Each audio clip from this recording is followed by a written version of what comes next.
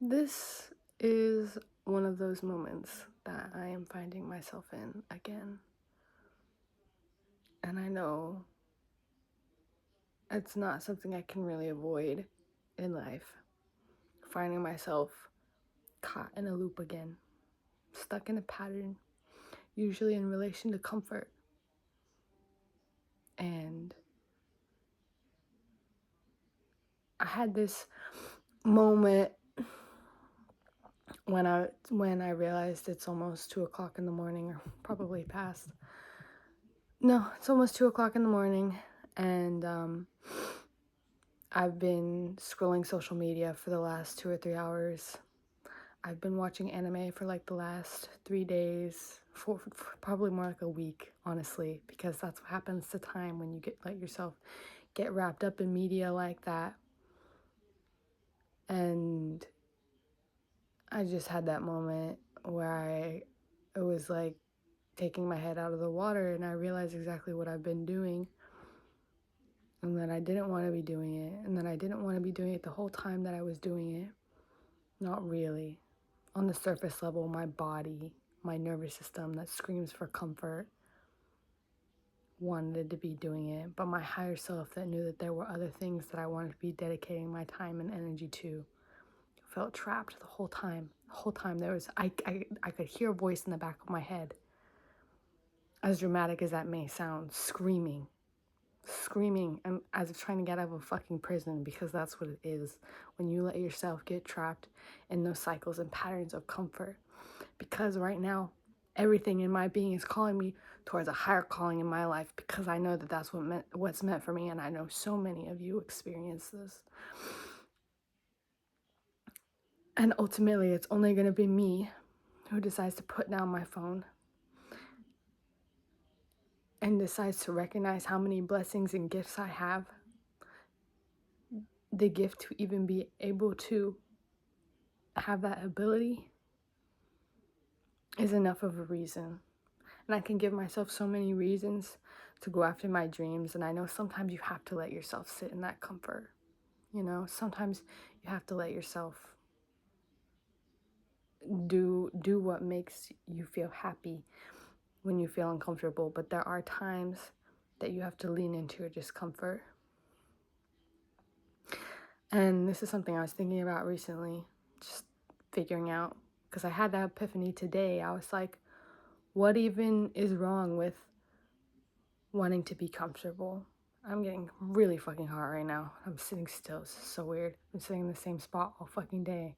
Anyway, I have watched channelers who experience the same thing where they get really hot when they're channeling, and I've been experimenting with channeling, so this is kind of a big or special experience for me. But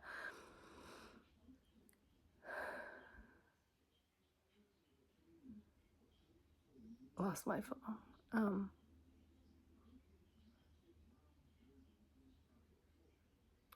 Yeah. There's not anything wrong with wanting to be comfortable. I couldn't imagine living the rest of my life without having days where I do nothing but watch TV or eat ice cream or junk out, lay in bed all day. There's not anything wrong with being comfortable and letting yourself do things that make you feel comfortable in your nervous system and in your body. But you can't live your whole life that way, and I know that. And gets to the point now where I recognize that I'm just making excuses for myself. I'm a master procrastinator. I have been for a long time. And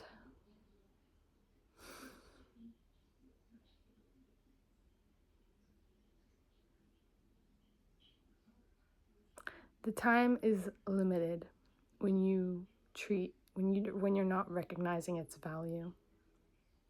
It's like that saying about how as soon as a individual realizes what their weaknesses are, they are invincible. As soon as you realize what you have to work with, that's the limit on what you have to work with is when you're going to make the best use of that. And for a long time, I've wanted to have something that I can ground myself to, a phrase or metaphor or idea that I can use as a focal point to center myself. And I came up with one recently, and it's the only one that has stuck as well as it has. And this is hard for me to talk about, as you can hear. But I like it. Just a little context. I like it because it's simultaneously a little bit jarring, but also comforting, to me anyway. But it's, you're going to die one day, so why don't you go ahead and live? And it's really special to me because it's the perfect balance of, you know, that like a reminder of our mortality, but then also the reminder that we are alive right now and we can choose to do whatever we want to do at that time. And if you have that ability, why don't you do what you really want to do with it? Why don't you do what you're going to die one day and look back and think, wow, I really lived, you know? And yeah, because I know that I'm meant to live a big and beautiful life. And there's a part of me that's been running from that as soon as I started figuring that out, because that's intimidating. And, you know, it's all of those things about the ego. Do I deserve to take up space? What right do I have to take up space? What makes me somebody who deserves such a big and beautiful life? And it's like, because you're gonna die one day. So why shouldn't you? Why shouldn't you have the right to live your life how you really want to live it? Especially because, and I know that this applies to those of you who are watching this right now too. And I have to plug her here. Oh, of course, her name's escaping me. Anyway, this lady who, she talked about this too. So you know what? I want her name so that I can reference her. Florence Given. She astounds me, but something she talked about in one of her podcast episodes was, of everybody in the world who can come in and take up space, why not let it be you who has pure intentions at heart, who is conscious and kind and smart and loving and aware, selfish in the right ways, of anybody who could take up that space or be the first in line. Why not let it be you, somebody like that, who will treat that with the care and respect that it deserves? And that was very validating for me to hear, because as a selfless individual, learning how to be selfish is something that I've been doing a lot in my life recently. And yeah, it was just a very, very validating thing to hear. And yeah.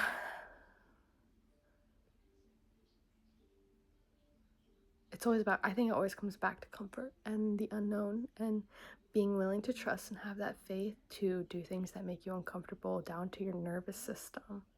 You know what I mean? That's been a lot of it for me too, is even when I'm learning how to communicate actively with my nervous system. When I'm in those moments of feeling extremely overwhelmed and just, you know what I mean? Because I have been a very anxious person. And, I was diagnosed with anxiety at one point. It was severe. And now it's because that's the frequency that you want to be at. That's the version of you want to exist at, isn't it?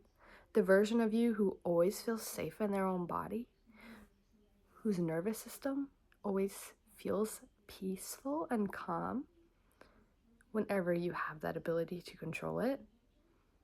And so it's in those moments when I find my nervous system, getting like that, I don't even know how to, just working itself up, learning how to communicate with myself actively. It's okay. And not even just that, but also, what do you want to do about this? Because now that I've experienced a version of myself who is calm and centered at peace with myself and who I am, and the way and what I want with my life, and all of those things, in alignment with myself, it's learning how to be that version of myself outside of my own safe space that I've cultivated. And that's where the communicating with your nervous system comes in, because in my experience, it's been going and putting myself out in the real world, in those actual situations, and applying the things that I've learned in an environment that I can't control. Because you can't control your environment, you can only control yourself. And so I think that ties into the comfort aspect of it, because then you go out there and you try to, at least for me, what has just recently happened, you go out there and you try to learn how to bring this version of you that is so intricate and delicately balanced and crafted and curated, in where all of the variables you've been able to control in an environment. Like, I spent a lot of time alone, and going out somewhere where you don't have those same variables, but then still trying to get the same product, figuring out how to do that. And then when you're inevitably unable to, at least your first few times, coming back into your safe space and just wanting that comfort. And that's what I'm experiencing a lot right now. And it's just, not only am I letting myself sit in this comfort that I know I don't really want to be sitting in, because I know it will inevitably get stagnant, feeling like I'm wasting time because there's so many things that I want to be dedicating myself to. You know what I mean? For my future, like working on the foundation of the things that will make it easier for me to not need to put myself in these same situations or have to stress about balancing these different aspects, That was kind of a tangent that felt kind of unrelated, but maybe it's something that you guys needed to hear, or I needed to say.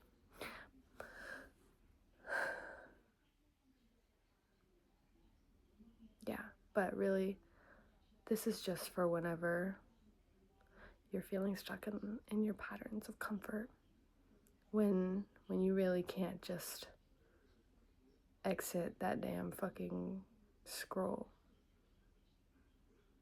You know what I mean?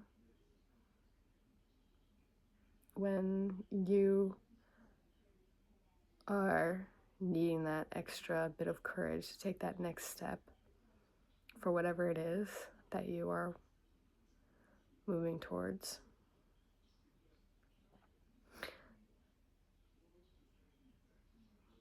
Yeah. Because it takes a lot of bravery to do all of those things. And I know you're capable of it. I know you're capable of it. I know you have the ability to be brave. I know that there is a very, very bright and blazing fire within you. And I know that you have the ability to move mountains. So go out and do it. Why would God have given you that if God didn't want you to go and make something beautiful? God, spirit, whatever you believe in, source. Yeah. I love you so, so much. And I will talk to you later. Bye.